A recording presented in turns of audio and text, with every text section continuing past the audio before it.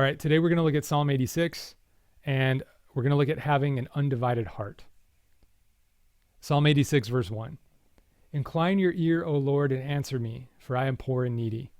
Preserve my life, for I am devoted to you. Save your servant who trusts in you. You are my God. Be gracious to me, O Lord, for to you do I cry all day long. Gladden the soul of your servant, for to you, O Lord, I lift up my soul. For you, O Lord, are good and forgiving, abounding in steadfast love to all who call on you. Give ear, O Lord, to my prayer. Listen to my cry of supplication. In the day of my trouble I call on you, for you will answer me. There is none like you among the gods, O Lord, nor are there any works like yours. All the nations you have made shall come and bow down before you, O Lord, and shall glorify your name. For you are great and do wondrous things. You alone are God. Teach me your way, O Lord, that I may walk in your truth. Give me an undivided heart to revere your name. I give thanks to you, O Lord my God, with my whole heart, and I will glorify your name forever. For great is your steadfast love toward me. You have delivered my soul from the depths of Sheol. O God, the insolent rise up against me. A band of ruffians seeks my life, and they do not set you before them. But you, O Lord, are a God merciful and gracious, slow to anger and abounding in steadfast love and faithfulness.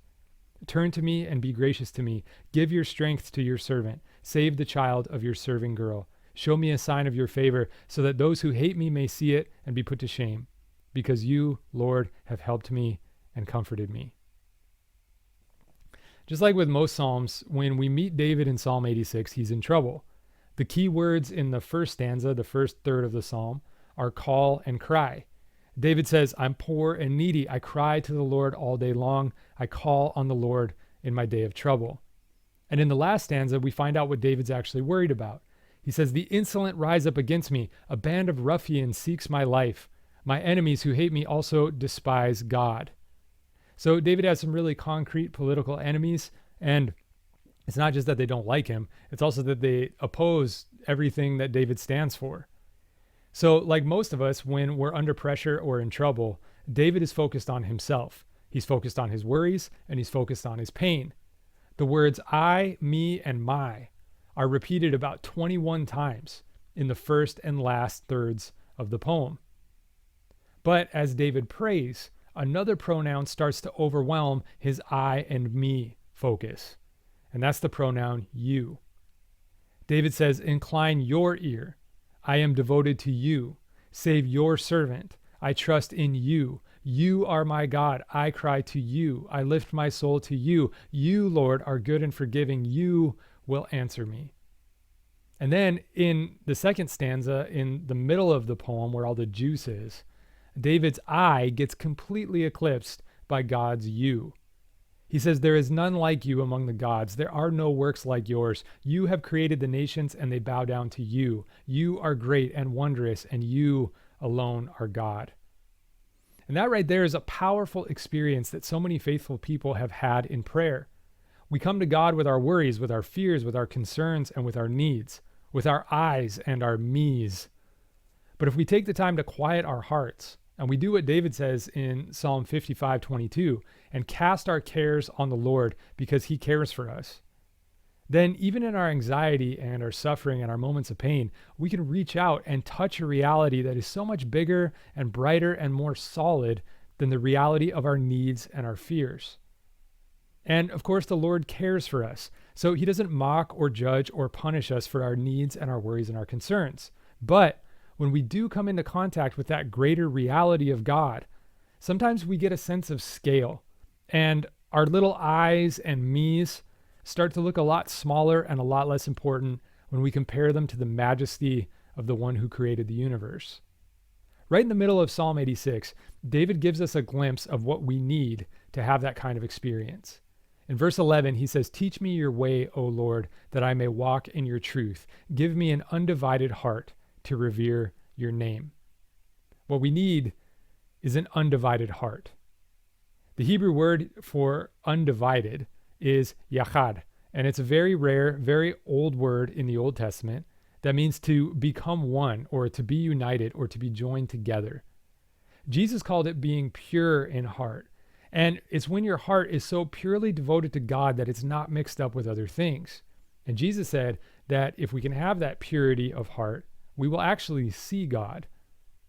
The mystics call that a single-pointed mind or a single-pointed consciousness. And it means that our attention isn't fractured or pulled in all kinds of different directions like the points of a star, but that our attention is clean and sharp and focused into a single point of openness and concentration and consciousness of the presence of God. David, like all of us, was pulled in all kinds of different directions by his worry and his anxiety and his needs. For David, as king, he's always concerned about his political enemies and about rebellion and about that stab in the back that he knows is coming, or even just about the gossip and the scheming that he sees in his people that might lead up to that stab in the back. But even if you're not a king in the Middle East in the late Bronze Age, there's plenty to worry about and plenty of things that might divide your heart and pull your attention in all kinds of different directions. We're always concerned about money and about family and about workplace relationships and about politics and public health. We're worried about our own health and the health of our loved ones. We're worried about our reputations and our future and our past and our mistakes. And all of these things fracture us and frazzle us and eat away at our joy and keep us from seeing the beauty and the wonder and the life that's all around us all the time.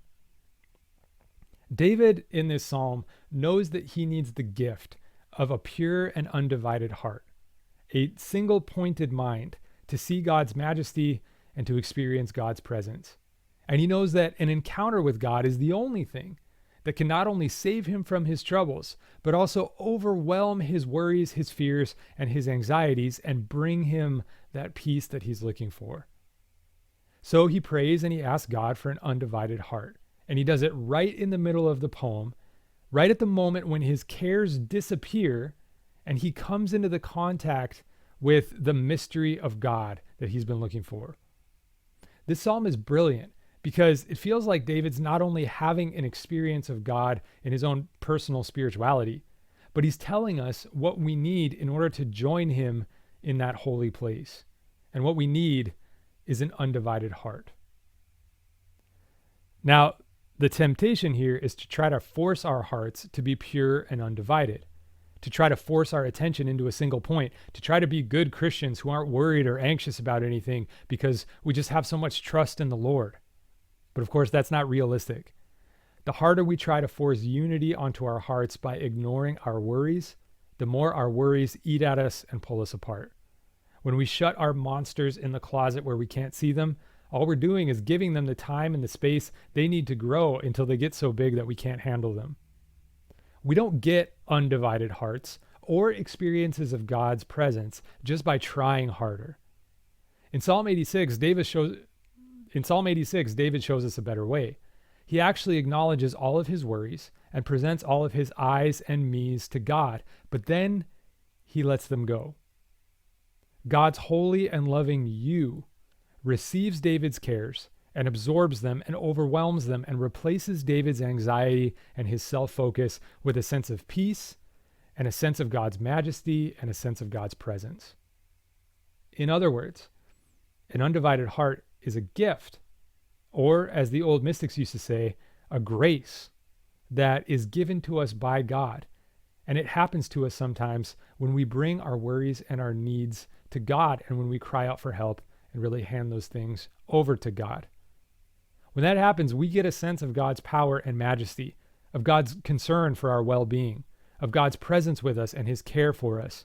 And if we let go of our I's and me's and surrender to the great and holy you, we might find that our concerns dissolve for a moment and we get to enjoy the peace of God with undivided hearts. But of course, just like in Psalm 86, the moment ends. And in that third stanza, David's enemies are still there. And when we return to earth after that experience of God's presence, our worries and our concerns are still there. But just like in the psalm, once we have that experience of God's presence and God's care, now we know the true size of our worries. And we know that God is so much bigger. And now we know that we don't have to face them alone. And we know the grace of an undivided heart. And we know that God gives us peace even in times of trouble. And all of that changes us and changes our worries and their intensity. Jesus taught in Matthew chapter 6 that we can't serve two masters at the same time. We can't serve God and wealth. And he taught that our worries about what to eat, what to drink, what to wear, and all the other cares of life also divide our hearts and distract us from the loving presence of God that's all around us all the time. He said, don't worry about your life. Your Father knows what you need before you ask him. So seek first the kingdom of God and its righteousness, and all these things will be added unto you. I know it's Jesus, but admit it. There's part of you that hears that and pushes back a little bit. You go, man, you don't know the responsibilities that are on my shoulders. You go, praying harder isn't going to feed my kids. You go, man, if I didn't worry about all this stuff, then who's going to worry about it?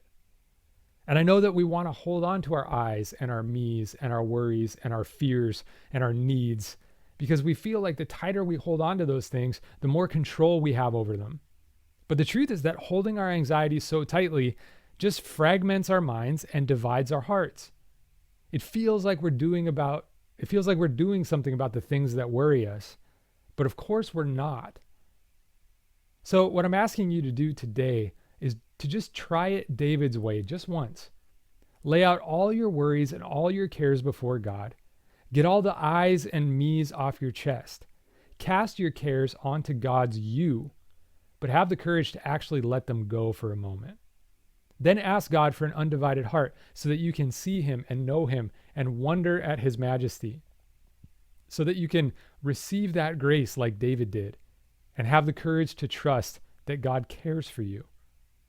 And when that moment ends, carry the peace and the presence of God with you back into your troubles, but now with the deep understanding that you are not alone.